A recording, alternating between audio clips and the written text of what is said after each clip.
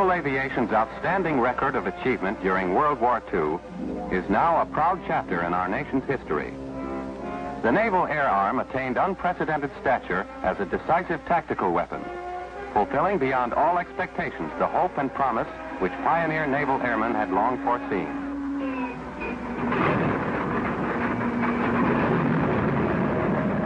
Much of this increased effectiveness came as a result of important new advances in the design and operation of carrier-based aircraft. During the previous 2 decades, the radial-type air-cooled engine had been developed and repeatedly improved to higher power and performance standards. In step with these advances in aircraft power came the perfection of practical monoplane design, adapted for the special requirements of carrier use. Improvement in speed and coordination of carrier operating techniques, so vital to naval aircraft, resulted in a high degree of military effectiveness. Added to this was the vast fund of combat experience, which together with a steady flow of further technical improvements, contributed to the superiority of these weapons.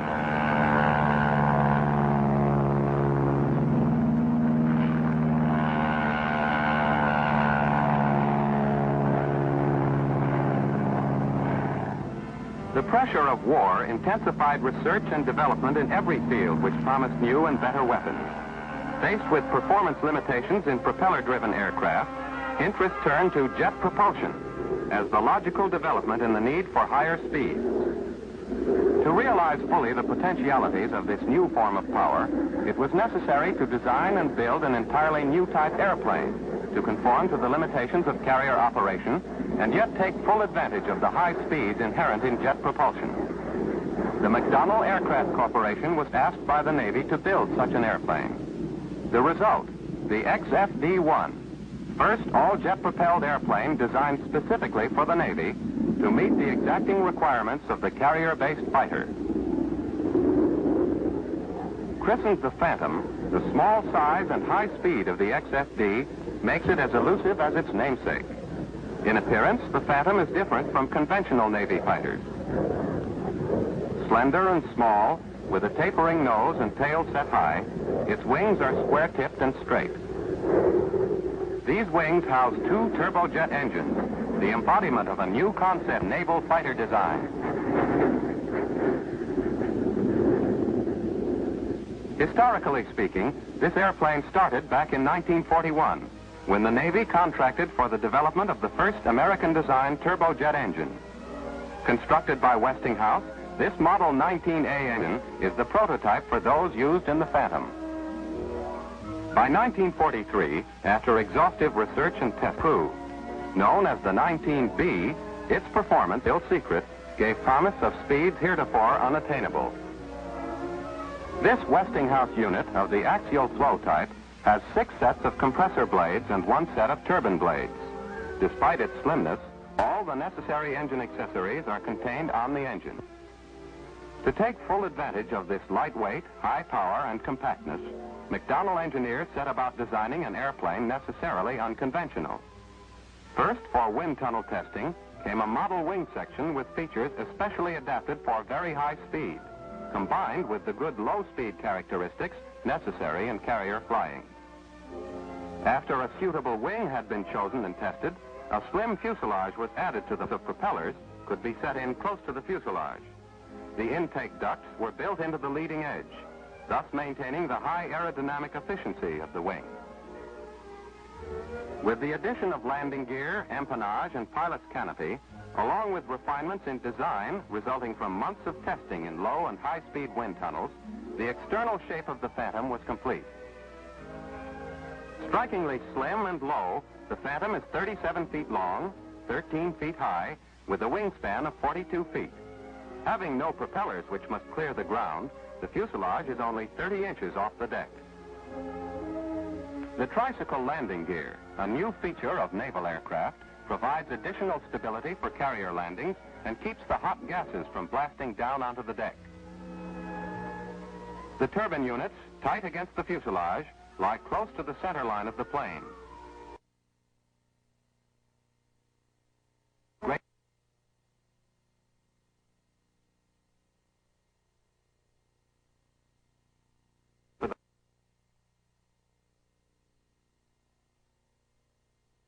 when one engine is shut down during flight.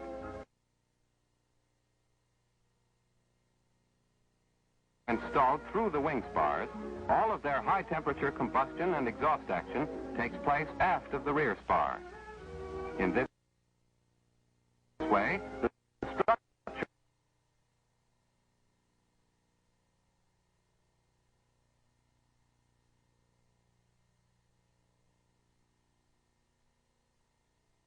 The wing is an NACA laminar flow type airfoil, and like the rest of the airplane, finished to extreme smoothness for greater speed.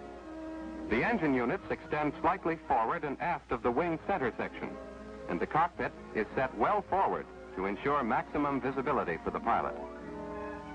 The empennage, with its large vertical and high horizontal surfaces, ensures clearance for the jet exhaust and maximum stability for maneuvering and high-speed flight.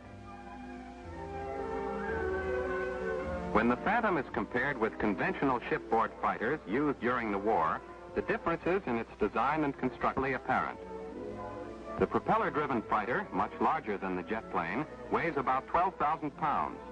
The pilot's cockpit is to the rear, aft of the fuel, the wings, the engine, and the propeller. In the 9,000-pound Phantom, the pilot sits ahead of all equipment except the radio and guns. This provides an excellent field of vision, which is of vital importance in combat and adds greatly to the carrier pilot's efficiency.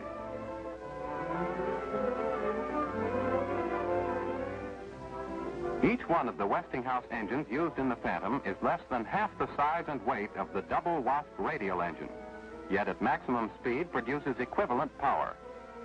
With smaller profile and the absence of complicated accessories, the jet engine permits better streamlining, greater simplicity of installation, and reduced fire hazard.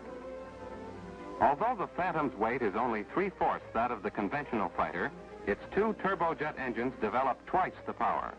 At top speed, the fuel consumption in the two airplanes is roughly equal, but when operated at lower speeds, the Phantom is less economical. In armament, the two planes differ somewhat. In the conventional carrier plane, the gun installation is in the wings, whereas the Phantom concentrates all its firepower in the nose. For rapid arming and servicing, automobile hood-type doors give access to the gun compartment and radio equipment at workbench height. The cockpit of the high-powered propeller-driven plane has become increasingly elaborate and complex. Propeller governor, supercharger, oil cooler, intercooler, cowl flap, and mixture controls, all are necessary for operation. By contrast, in this all-jet airplane, a single throttle lever controls each engine. All equipment is powered electrically, and small switches replace the usual large hydraulic handles for landing gear, flaps, and other components. In flight, general cockpit procedures are much the same as with conventional airplanes. Engine starting requires auxiliary electrical power and is controlled automatically after the pilot throws a contact switch. The jet blast is luminous directly from the rear and for only a few seconds at startup. This flame disappears completely as engine speed increases. In ground operation, although the danger of the propellers has been removed, crew members must be careful of the jet exhaust blasting out of the tailpipes when the engines are running. At idling speeds, the blast from jet engines is no more hazardous than the slipstream from conventional propeller-driven planes. But at takeoff speed, it has sufficient power to be dangerous as far back as 50 feet. The danger, however, is due to the great velocity of the gases rather than high temperatures. In front of the Phantom, the jet inlets with their high suction are more to be avoided than the blast at the rear. Minor injury to personnel and severe damage to the engines can result should loose articles be drawn into the ducts. Typical of planes using tricycle landing gear, taxiing is excellent. Reported by experienced pilots as having superior ground handling characteristics, the Phantom is particularly well suited for its job aboard or ashore. With unobstructed vision and no torque, the pilot can guide the airplane accurately without the usual twisting and turning to see ahead. Steering is easily accomplished by brake action on either of the main wheels. Unlike reciprocating engines, these turbojets require almost no warm-up period, and the jet plane can taxi out and take off immediately after startup. Into position and ready with no time lost.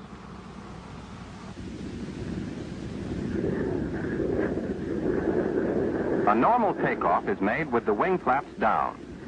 When flying speed is reached, the Phantom, like all tricycle airplanes, is pulled off the ground. Jet aircraft climb best at speeds much higher than propeller-driven planes. On takeoff, it goes out low, picking up speed rather than pulling up immediately in a steep climb. Takeoff tests were conducted to determine the ability of the Phantom to operate within the limitations of a carrier deck. Each time, the plane was airborne within the distance marked off. The flight testing was observed from a Corsair, which paced the jet plane, and exhaustive data on performance characteristics was recorded. The absence of torque and the concentration of both weight and thrust close to the planned center line of the airplane make the Phantom easier to maneuver than most high-powered fighters. With low wing loading, it can turn tighter without the usual mushing or tendency toward high-speed stalls. Thus, the Phantom possesses a combination of speed and maneuverability not previously attained.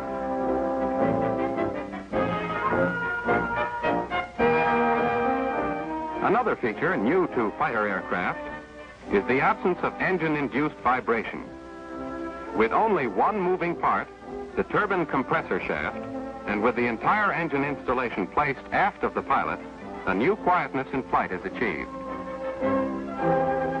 The installation of a belly tank provides sufficient fuel to extend the range of this service jet fighter to approximate that of the conventional carrier fighter.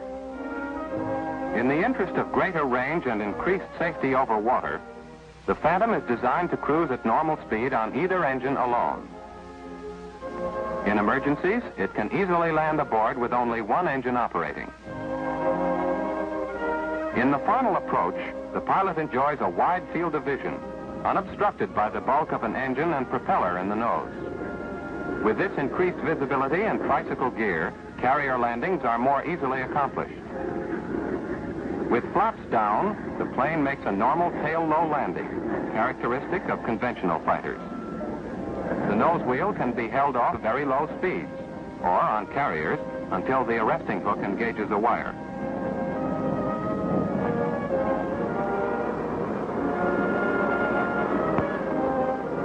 Exhaustive tests at its home field confirmed for the Phantom's designers and builders their belief in the airplane's ability to meet and exceed naval aviation requirements. Though its performance on land under conditions approximating those of a carrier were highly satisfactory, the final proof was yet to come.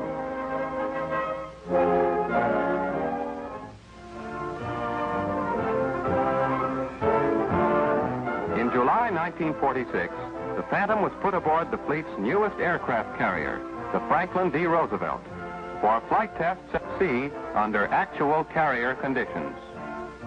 This was to be the first time an all-jet airplane would operate from an American carrier, and the interest on board ran high. All hands gave the newcomer the once-over as it was rolled into position for the first takeoff.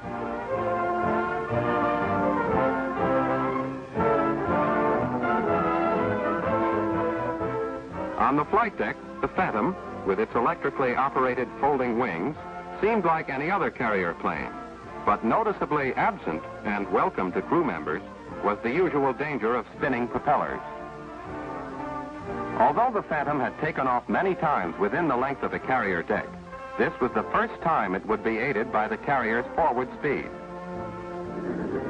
Airborne in less than one-third the deck length, here was proof of the Phantom's sound design and the successful performance of its turbojet engine. Justification for the Navy's confidence in this new type aircraft.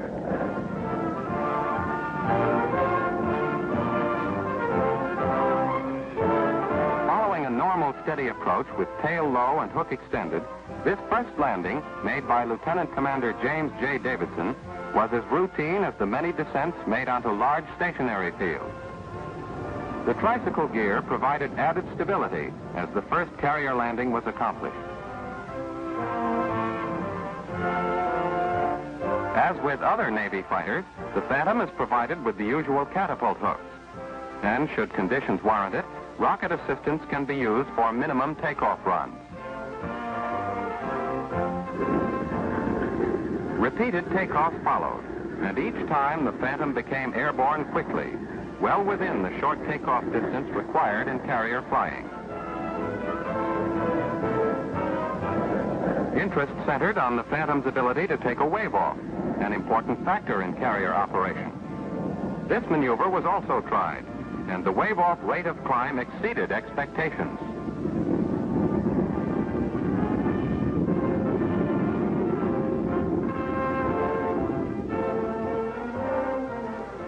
In its never-ending search for better weapons for the fleet, the Navy may well regard the Phantom as representing the future, as war-proven conventional fighters represent significant achievements of the past.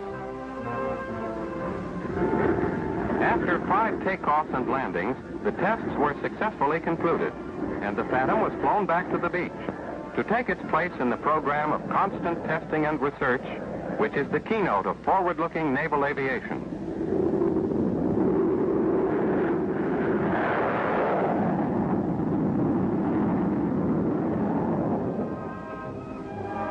With planes like these and the progressive spirit behind them, the continuous advancement of our naval air power is assured.